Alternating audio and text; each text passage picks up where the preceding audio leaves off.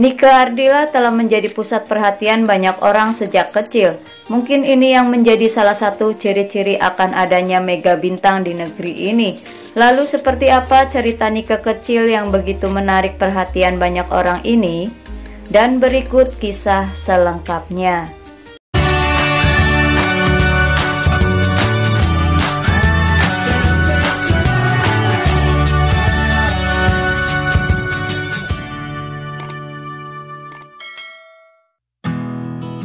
Sebagai satu-satunya putri bungsu, Nike kecil memang mendapat perhatian istimewa dari kedua orang tua maupun dari kedua kakak laki-lakinya. Nike kecil sifatnya manja, namun tidak cengeng. Nike kecil tidak suka nangis berkepanjangan, apalagi menangis sambil berguling-guling di lantai. Itu tidak pernah. Paling sebagaimana biasanya anak kecil, kalau meminta sesuatu tak terpenuhi, Nike kecil memang suka merengek-rengek. Dalam suasana begitu, ibunya suka membujuk dalam kehangatan pelukan. Tapi bila permintaannya tetap belum terpenuhi, lagi-lagi Nike suka menangis, bahkan suka menjerit-jerit seperti halnya bila mana sehabis mandi minta dipotret tidak dituruti. Untuk mendiamkannya, seringkali ayah Nike berpura-pura memotret, hingga ayah ibunya maupun orang-orang sekitar yang menyaksikannya berkomentar. Ih, si Eneng kecil-kecil sudah genit, gak malu Neng. Disebut-sebut genit, Nike kecil tidak marah, malahan suka tertawa-tawa dengan mimik muka yang lucu dan berbicara cadel.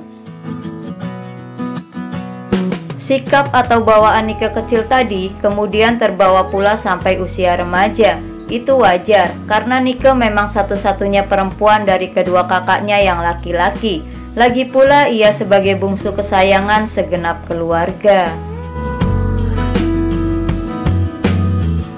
Terlebih Nike memang berparas lucu, cantik, menggemaskan, berkulit bersih dan berpostur tinggi.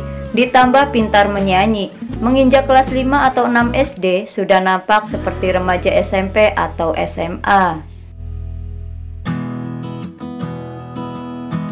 Mirip keturunan bule, berkulit bersih dan berambut agak pirang. Tak heran kalau kemudian banyak orang mengira Nike bukan keturunan suku Sunda.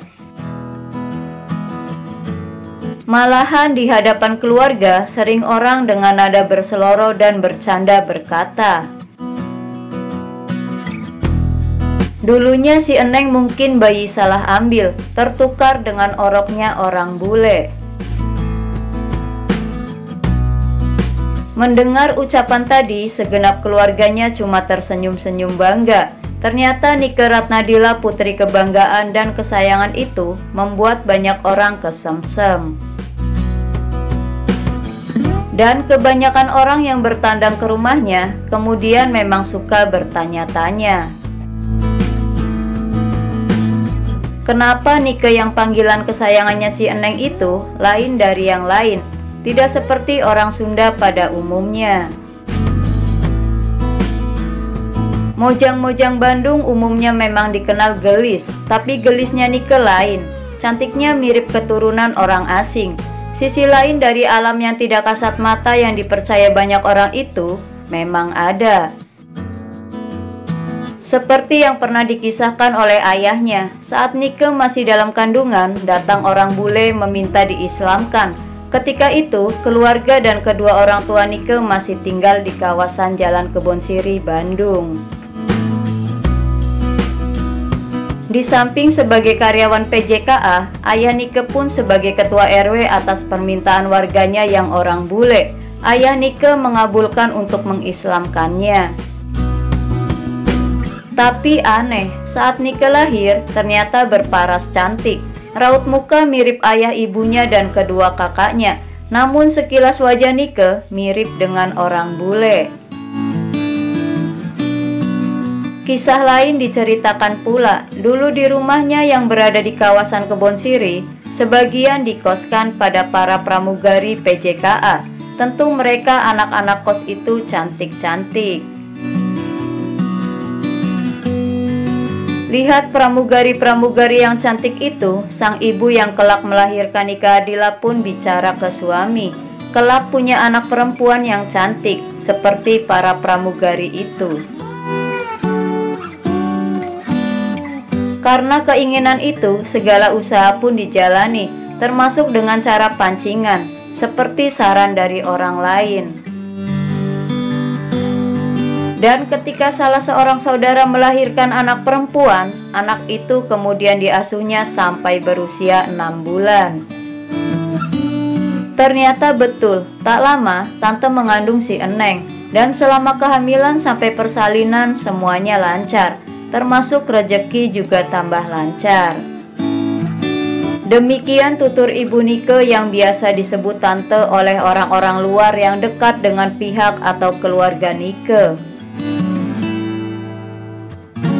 Atas lahirnya Nike Ratnadila, segenap anggota keluarganya pun bersyukur karena dikaruniai putri berparas cantik, berbakat dan menjadi pusat perhatian banyak orang.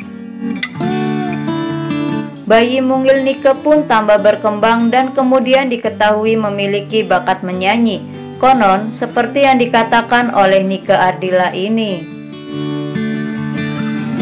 Bakat seni yang dimiliki itu merupakan warisan dari kakek dan neneknya yang pernah dikenal sebagai seniman dan seniwati Sunda. Seiring dengan pertumbuhannya dari masa anak-anak hingga remaja, kian hari bakat Nike pun nampak semakin berkembang. Hasrat Nike untuk menjadi penyanyi terkenal semakin menyala-nyala. Padahal, ditilik dari segi usia, ketika berhasrat menjadi penyanyi terkenal memang masih termasuk usia anak-anak. Namun demikian, berbagai acara pentas musik mulai diakrabinya.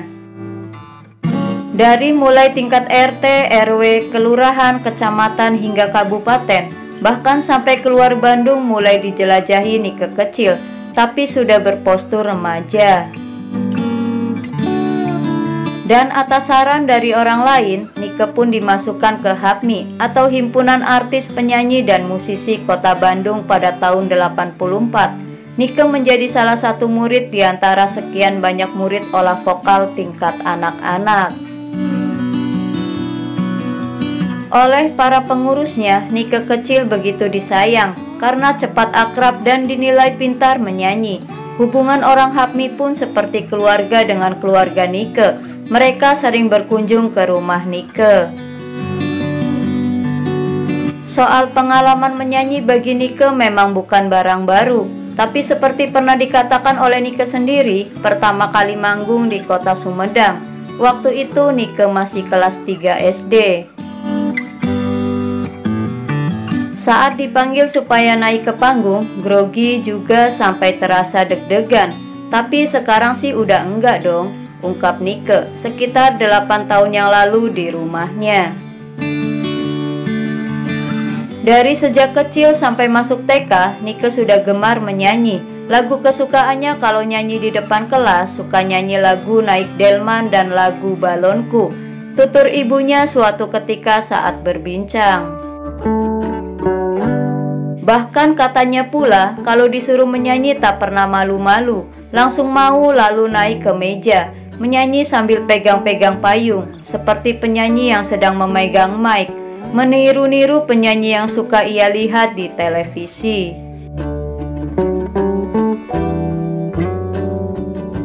Mengutarakan perihal Nike, ibunya pun ketika itu tertawa mengenang tingkah pola si kecil.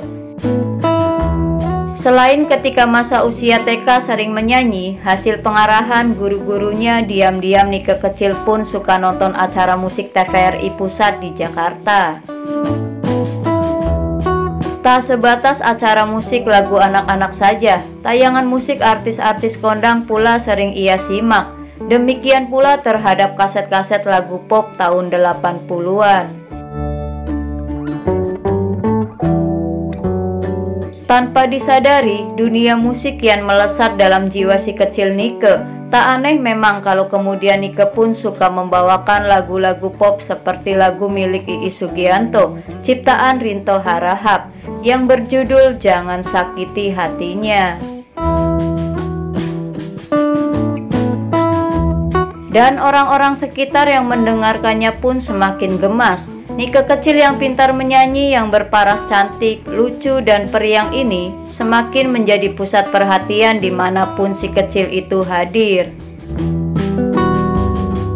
Seperti misalnya dalam acara perayaan-perayaan atau karnaval anak-anak, bakat Alam ditunjang les vokal boleh jadi lantaran sarana dorongan ataupun tontonan yang menunjang. Bakat Nike pun semakin nampak jelas.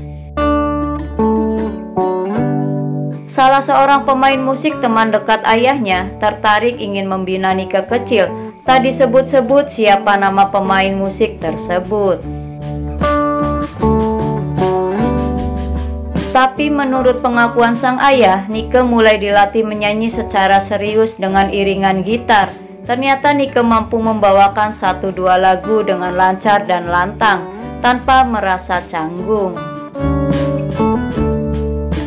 Tak puas hanya dengan 1 orang guru, selanjutnya tersebutlah nama-nama lain sebagai guru les vokal Nike kecil. Misalnya, Ibu Teni, pimpinan Sanggar Anis Cijerah Bandung, almarhum Jajat Paramor, Ketua Hapmi Kotia Bandung, atau Ageng Grahwana, juga ikut membina lewat latihan-latihan bersama Grahwana Band yang mangkal di kawasan stasiun kereta kota Bandung. Guru vokal yang lain lagi adalah Topan Abdurrahman, pelatih vokal di Taman Lalu Lintas Ade Irma Suryani Bandung, adalah nama Aji Esa Putra yang dikenal sebagai guru vokal Nike. Ketika itu saking sibuknya, Aji Esa Putra mengutus Dedi Kantong selaku asistennya untuk melatih Nike secara privat di rumah Nike sendiri. Selain Dedi Kantong, Nike pun pernah privat dengan pelatih seni menyanyi bersama Nanang Oding. Setelah Dedi Kantong menghilang, maka Aji Esa Putra pun mulai melatih lagi secara lebih intensif untuk Nike, untuk kepentingan perkembangan bakat Nike juga. Kedua orang tuanya memang tak pernah segan-segan dalam hal keluar biaya. Bagi kedua orang tua Nike, ini suatu hal yang wajar dan tidak pernah menjadi masalah. Hingga bagaimanapun jeripaya guru-guru vokalnya tak akan pernah dilupakan.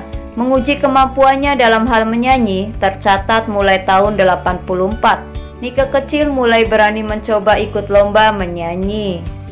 Masih di seputaran Bandung, namun keluar kota seperti ke TVRI Jakarta pun tetap dijalani Nike yang dapat dukungan penuh dari kedua orang tuanya. Bermodalkan bakat alam, kemudian ditunjang ilmu dan teknik-teknik menyanyi dari guru-guru vokalnya, jadilah Nike sebagai penyanyi berprestasi. Itulah kisah dan cerita tentang Nike Ardila sewaktu kecil yang sudah menjadi perhatian banyak orang. Semoga kisah ini menambah informasi dan selalu bermanfaat. Lebih banyak tahu lebih banyak. Terima kasih dan sampai jumpa kembali.